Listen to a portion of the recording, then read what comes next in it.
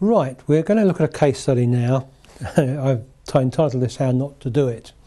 And it was the UK EMV launch, which took place on the 1st of May 1997. In, of all places, a canteen in Basildon, but we'll talk about that later. What we should have done, what we were talking about in this module, things like market research, planning, problem definition, targets, phases, and the results. What did we do? We should have looked at the market, who are our customers, what do they want, and put it under the microscope and find out. What did we actually do? We should have planned it. We had no idea number of cards, number of terminals, number of customers. We were dealing with a fraud situation. We didn't actually know what the potential losses were, or indeed the potential profits.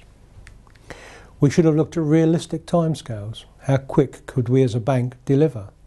Should it be in-house or outsourced? Not too long, not too short. Those are the sorts of things you need to decide. We should have defined the problems. We knew we had a fraud problem. There were other problems there we didn't even look at. Could we get any quick wins? Was there a social win involved? Does it make sense and so on? And could we define what we were targeting? Who was the target market? How big was it? How conservative was it?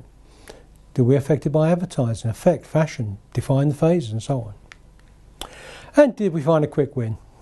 And do we need any incentives? And the longer term stuff, what would the product should deliver to us? We were changing the way the card was going to operate, the way payments were going to operate. When you move to EMV from magstripe, the card suddenly controls the point of interaction, not the acquirer, not the terminal, but the card. Entirely different. And who controls the card? The card issuer. So the focus at the point of interaction is now the issuer focus. We should have looked at realistic timescales and targets. Okay, let's look at what we actually did. On the 1st of May 1997, we actually did it. Okay, it was a technical development, not business. We knew we had to upgrade terminals, cards, ATMs, software, and that was the entire focus. Get those upgraded. The interfaces to Visa, to MasterCard and so on. Was it targeted? No, it was going to be all our cards. Simple as that. We were going to do all those cards. It was a one market project. There were 14 different projects in 14 different banks and financial institutions. We used to come together in a room in Finsbury Square, a building on Finsbury Square, 30 odd people in a room and try and discuss what was going to happen. Okay, wasn't particularly well controlled. And there were dozens of different projects with suppliers. We had different types of software, different types of terminals, different types of ATMs.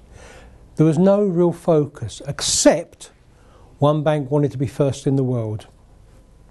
They wanted to be there, be the first ones, the one I was working with. So we cut corners, we left things out. We didn't do pins. Well, nobody used pins at the point of sale, did we? And we didn't particularly test a great deal. Part of the problem was we couldn't because we had some problems, but we didn't test terribly well. The aims? To reduce fraud. Not much more. The fact we had new technology, we had the ability to change a lot of things, we had the necessity to change a lot of things.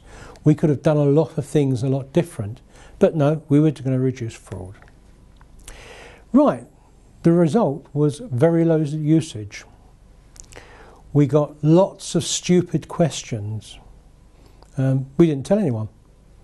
We had one gentleman ring in saying he couldn't get the gold sticker off the front of his card. He was trying to prise the chip out of the plastic.